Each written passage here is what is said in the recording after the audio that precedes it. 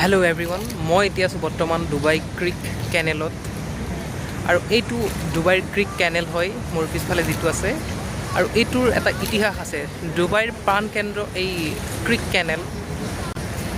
যেতিয়া 19শ শতিকাত ইয়াত বানিয়াছ ট্ৰাইব আছিলে, সেই বানিয়াছ ট্ৰাইবে এই ক্ৰিক কেনেলতেই ফিছিং আৰু পাৰ্লিং কৰি, মানে সাগৰৰ পৰা মাছ সংগ্ৰহ কৰি আৰু মুকুতা সংগ্ৰহ কৰি জীৱন নিৰ্বাহ কৰিছিল।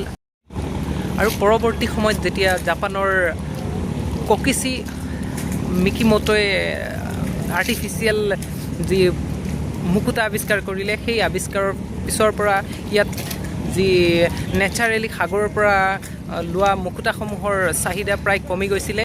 আৰু ফলস্বৰূপে সেই সময়ছোৱাত এই ডুবাইৰ অৰ্থনৈতিক অৱস্থা বহুত দুৰ্বল হৈ গৈছিলে।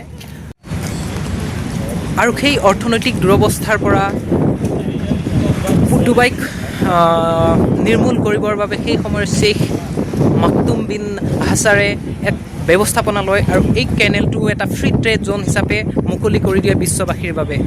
আৰু সেই সময়ছোৱাই পৰৱৰ্তী সময়ত যি ডুবাইৰ অৰ্থনৈতিক ব্যৱস্থাৰ এক নতুন যুগৰ সূচনা কৰে। সেই সময়ছোৱাত এইটো আছিলে 19শ শতিকাৰ প্ৰথম সময়ছোৱাৰ ঘটনা। এই যি যাত্ৰা আছিলে আন্তঃৰাষ্ট্ৰীয় ব্যৱসায়ীৰ যাত্ৰা, সেই ব্যৱসায়ীৰ যাত্ৰাৰ পৰৱৰ্তী সময়ছোৱা সূচনা কৰে 1950 চনত, য'ত শ্বেইখ ৰাছিদ বিন ছাইদ আল মুক্তামে এই যি কেনেলটো অলপ দকৈ খান্দি দিলে আৰু এই কেনেলৰ জৰিয়তেই ডাঙৰ ডাঙৰ কাৰ্গোৰ বাবে ৰাস্তা খুলি দিলে।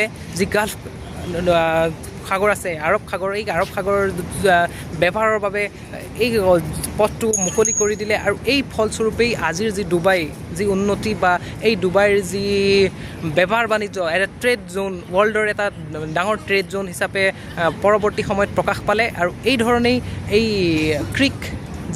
ক্ৰিক কেনেল আছে, সেই ক্ৰিক কেনেলটো ডুবাইৰ বাবে এক প্ৰাণকেন্দ্ৰ হৈ আছে।